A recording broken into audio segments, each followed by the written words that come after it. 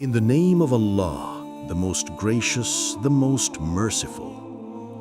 Today, we'll explore one of the most fascinating stories ever mentioned in the Holy Quran. The story of Prophet Sulaiman, peace be upon him, the Queen of Sheba, and a small but extraordinary bird known as the Hoopoe or Hudhud. This story is not just about kings and queens. It's about wisdom, faith, and the power of Allah, showing how even the smallest creature can carry the greatest message. Prophet Sulaiman, A.S., was not just a prophet. He was also a mighty king. Allah had blessed him with powers beyond imagination. He could command the wind, control the jinn, and communicate with animals and birds. His army was unique, a grand army made up of humans, jinn, and birds, all marching in perfect order. Every being knew its place and obeyed his command. One day, while reviewing his army, Sulaiman noticed that one bird was missing. It was the Hoopoe, a small bird known for its intelligence and beauty. Prophet Sulaiman said, "Why do I not see the Hoopoe? Is he among the absent? I will punish him severely unless he brings me a clear reason for his absence." After a short while, the Hoopoe returned, flapping its wings quickly as if carrying important news. It said to Sulaiman, "I have discovered something you do not know. I have come to you from Sheba with certain news." The Hoopoe told Sulaiman about a faraway land, the kingdom of Sheba, Saba, ruled by a woman named Belqas, the Queen of Sheba. She had a magnificent throne and a wealthy kingdom. But there was one problem.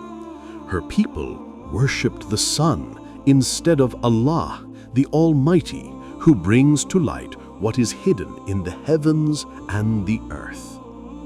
Prophet Sulaiman was amazed by the bird's words. He decided to verify the information. Sulaiman said, "We shall see whether you speak the truth or you are of the liars. Go with this letter of mine and deliver it to them." The Hoopoe flew back to Sheba, carrying Sulaiman's letter in its beak. It landed near the queen's palace and dropped the letter before her. Queen Bilqis opened the letter and read, "In the name of Allah, the most merciful, the most compassionate. Do not be arrogant towards me, but come to me in submission to Allah." The queen was surprised and a bit afraid. She gathered her ministers and advisors and said, "O my chiefs, a noble letter has been delivered to me. It is from Sulaiman." The Queen of Sheba was wise and cautious. She told her people, "Kings, when they enter a city, they corrupt it and humiliate its leaders. But I will send him a gift and see what his messengers bring back." So she sent precious gifts to Solomon, gold, jewels, and treasures, hoping to test his intentions. But when the messengers arrived, Solomon said, "Do you offer me wealth? What Allah has given me is far better than what He has given you." He then sent the messengers back, saying, "Go back to her, for we shall come to her with such power that they will not be able to resist." The queen finally decided to visit Solomon to see this prophet king for herself. But before she arrived, Solomon wanted to show her a sign of Allah's power. He asked his court, "Who among you can bring me her throne before she arrives?" A jinn said, "I can bring it to you before you rise from your seat." But another one, a man who had knowledge of the book said, "I can bring it to you in the blink of an eye." And in the very next moment, her magnificent throne appeared before Solomon's eyes.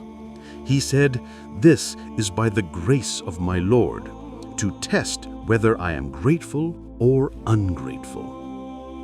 When the queen arrived, she was astonished. Solomon asked, "Is your throne like this?" She said, "It seems to be the same." Her heart began to open to the truth.